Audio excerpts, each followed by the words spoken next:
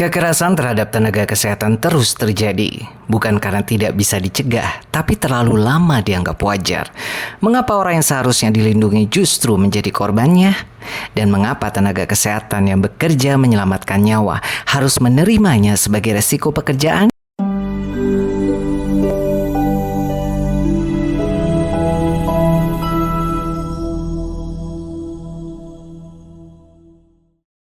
Kekerasan di fasilitas kesehatan bukanlah fenomena baru, tapi masih terus berulang dan bahkan meningkat.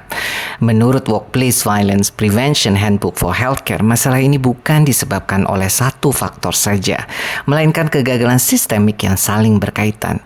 Jika ingin menghentikan kekerasan, maka kita harus berani melihat akar masalahnya, bukan hanya sekedar reaksi sesaat karena ada satu kejadian viral. Lalu pertanyaannya, mengapa kekerasan di tempat kerja sektor kesehatan terus saja terjadi? Padahal kita sudah membicarakannya bertahun-tahun, kita sudah melihat dampaknya, namun kasus demi kasus terus berulang. Setidaknya ada 5 alasan kenapa ini belum juga bisa berhenti.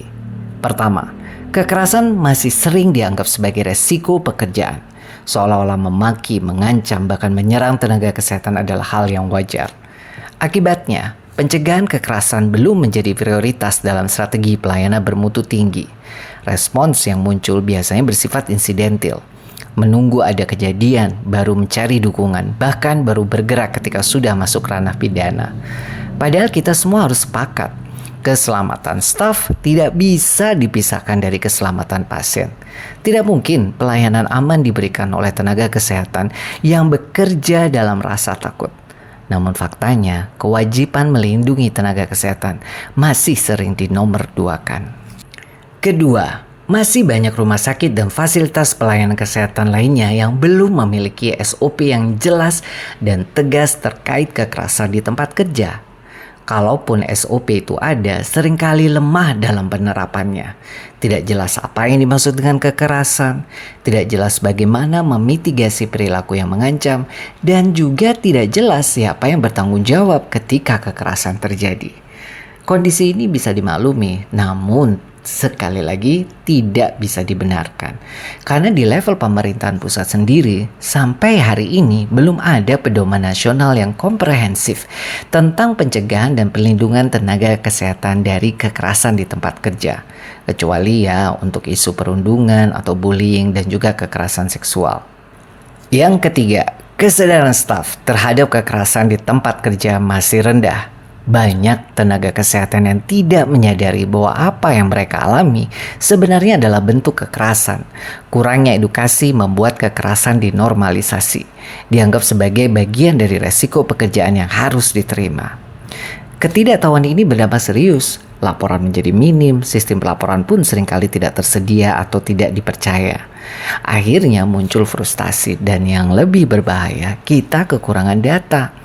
Tanpa data, kekerasan terlihat kecil. Tanpa data, kasus dianggap tidak signifikan. Dan tanpa data, kebijakan pun tidak pernah benar-benar lahir.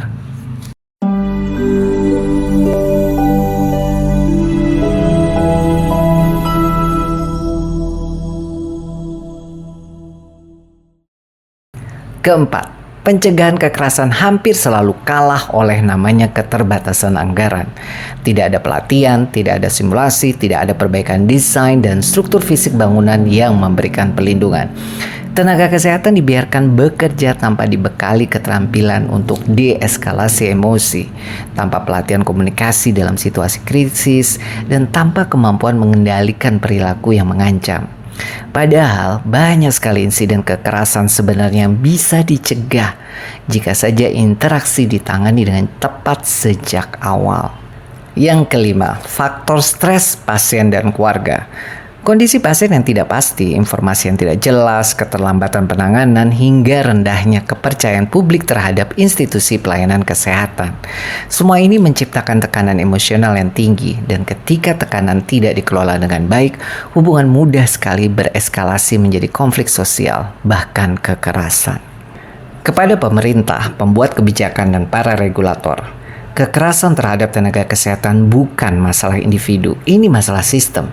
Dan masalah sistem hanya bisa diselesaikan oleh keputusan sistemik.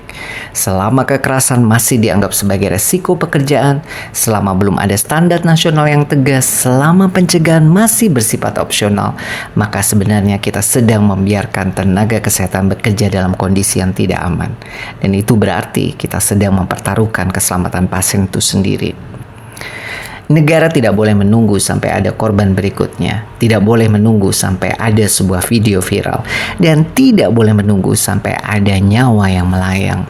Kami membutuhkan pedoman nasional yang jelas dan mengikat tentang pencegahan dan penanganan kekerasan di tempat kerja sektor kesehatan. Kewajiban bagi seluruh fasilitas pelayanan kesehatan untuk memiliki SOP, sistem pelaporan yang aman, serta mekanisme respon yang cepat dan adil.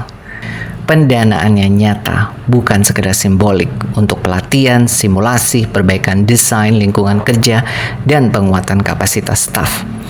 Perlindungan hukum yang tegas bagi tenaga kesehatan sebagai pekerja layanan publik yang menjalankan mandat negara.